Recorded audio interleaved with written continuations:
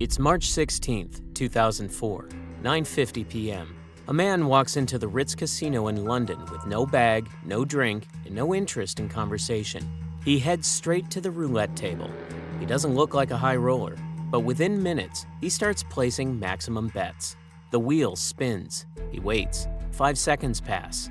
6. Then he moves. Quick, clean, without hesitation. He drops his chips, always on the same section of numbers. The ball lands. He wins. No celebration, no sign of luck, just a quiet nod. And then he does it again. The pattern doesn't break. Every bet comes after the spin, always within a specific window, always right before the dealer calls no more bets. That night, he walks out hundreds of thousands of British pounds richer. The next night, he comes back. Same table, same timing, same silence. Again, the bets land 6 seconds after the spin. Again, the wheel stops exactly where he wanted it. By night 3, the Ritz is down over £1 million. No one knows how. There are no marked chips or interference, just a phone, a stopwatch, and a flawless understanding of how to beat the wheel, legally, and without breaking a single rule.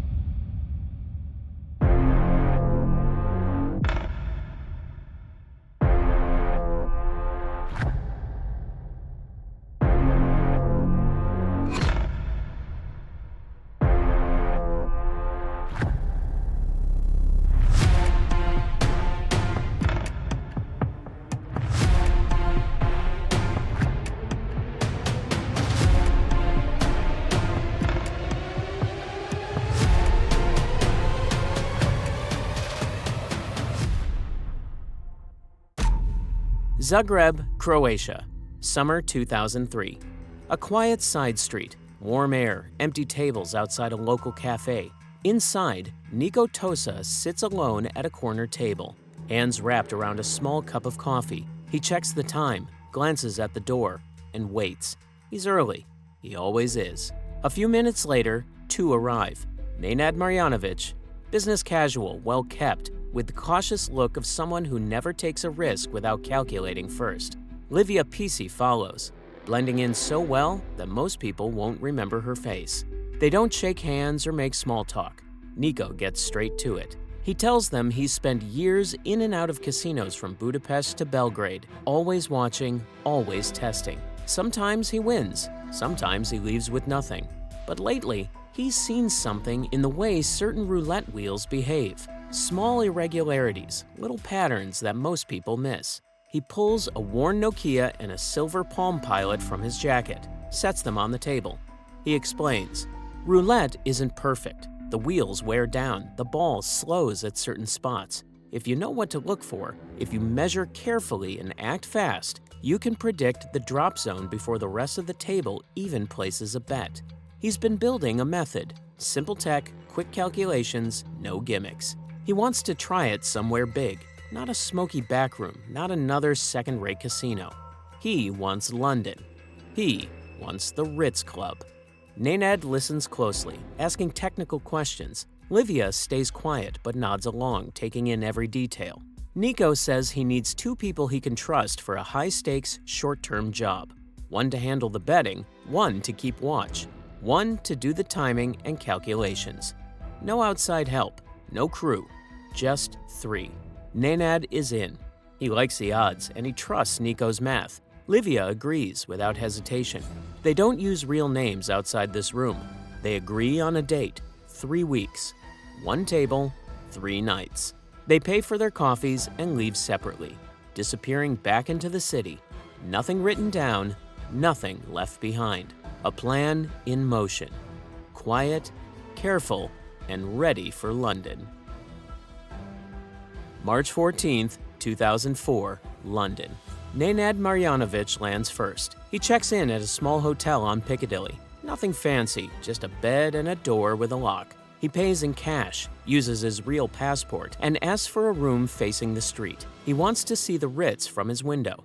Livia Pisi arrives a few hours later. She takes a separate room, gives a different name. She spends the afternoon walking the block, noting which doors are open, which alleys are dead ends, and where the taxis wait at night.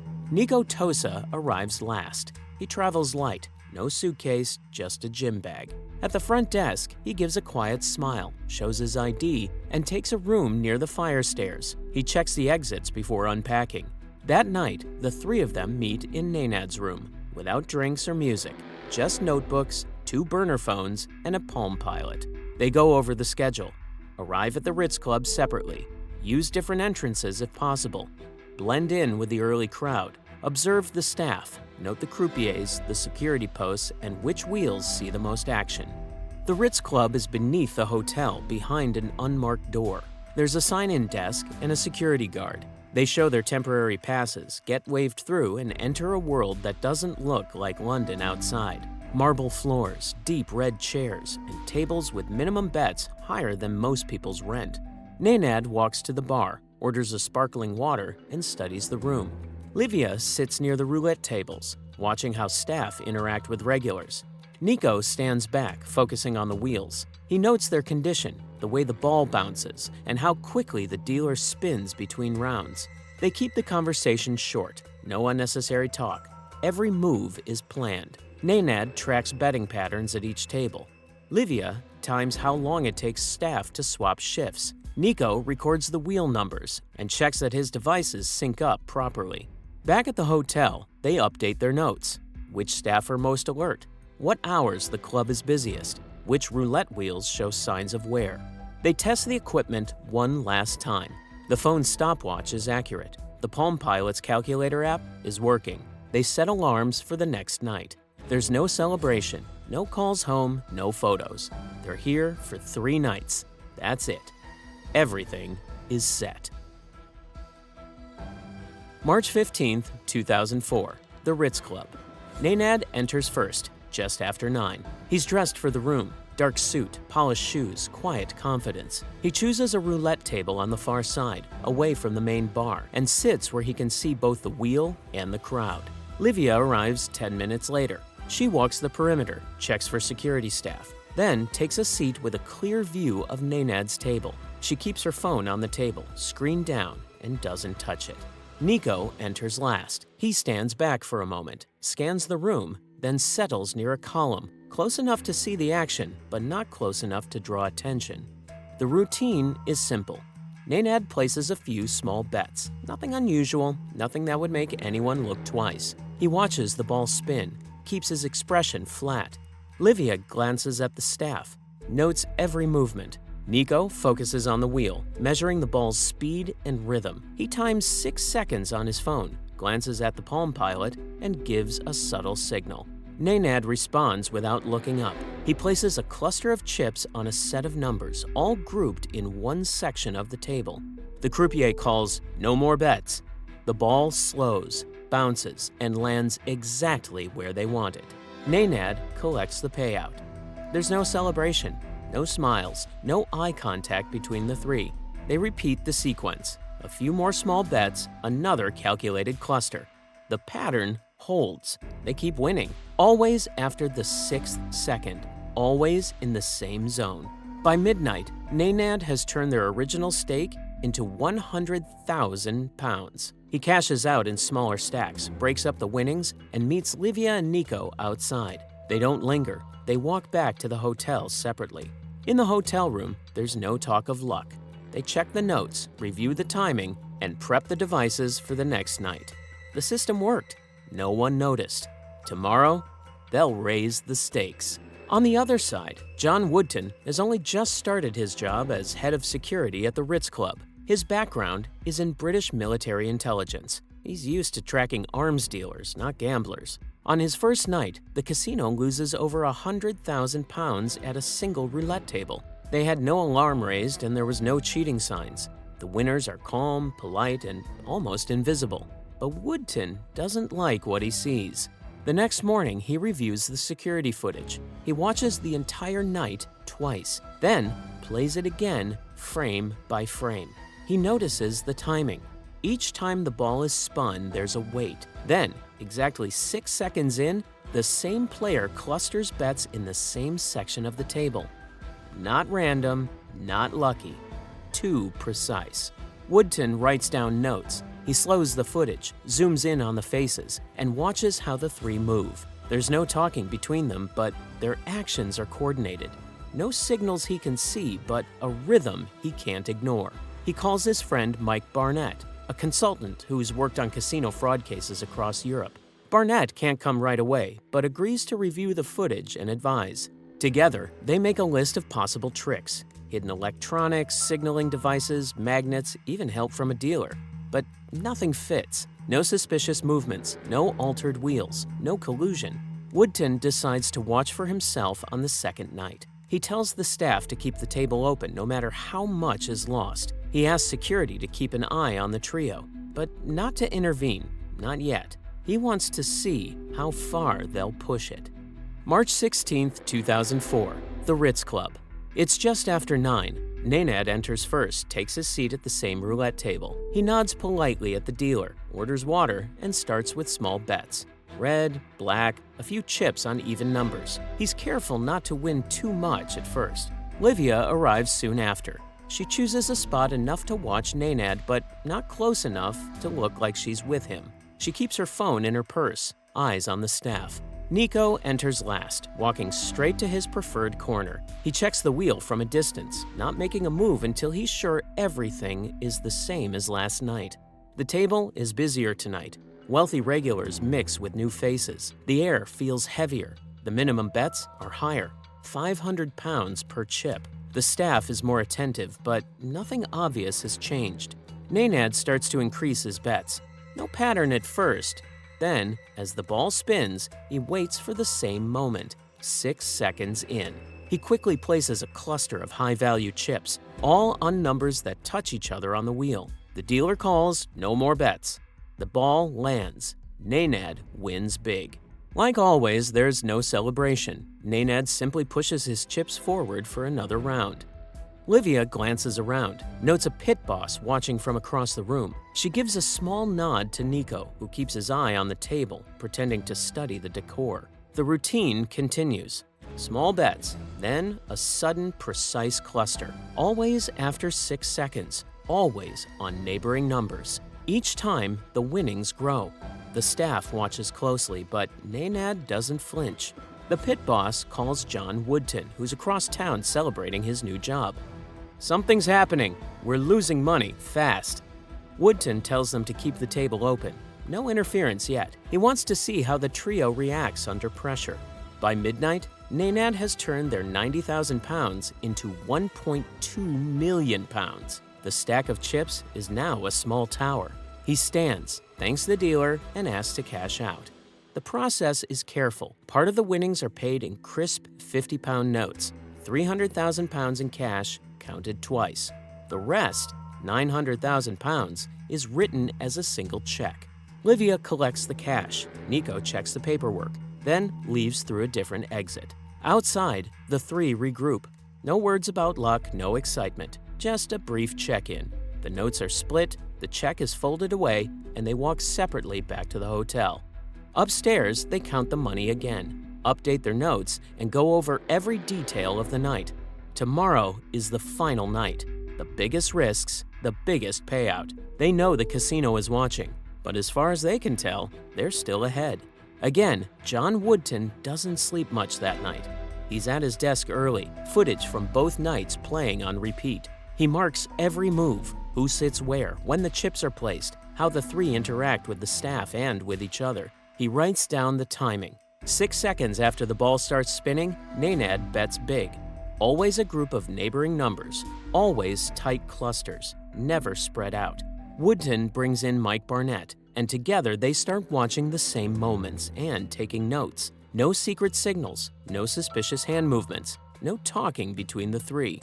But the betting is too clean. The timing never changes. The group wins more often than any gambler should. He warns the pit bosses not to get involved, not to start an argument or confrontation. He wants as much evidence as possible. If this is a scam, he's going to catch it in the open. He asks for close-ups of the trio's hands, their clothing, even their shoes, looking for any sign of hidden electronics or mechanical switches. Nothing turns up. By the end of the day, Woodton and Barnett are convinced something's happening, but they still don't know how. No one on the staff can explain it. The dealers are nervous, the managers are tense, the players at other tables have started to notice the quiet wins.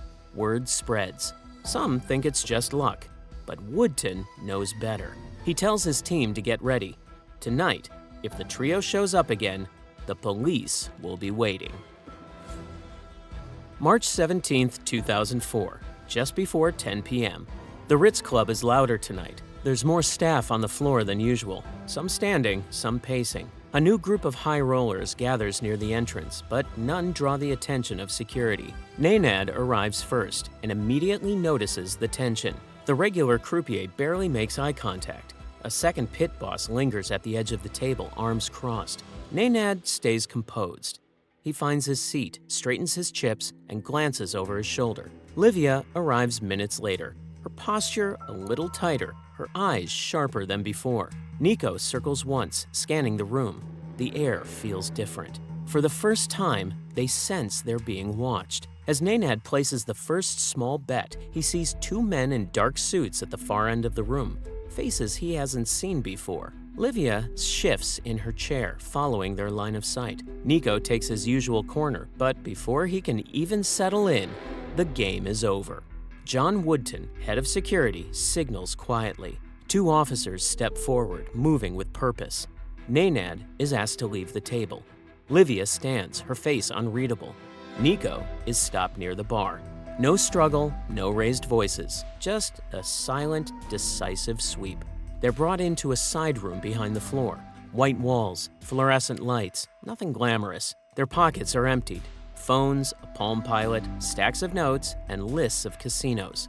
The £900,000 check from the night before is produced for evidence. No accusations, just procedures. Scotland Yard officers ask them to return to their hotel for a search. Nenad nods. Livia and Niko follow quietly.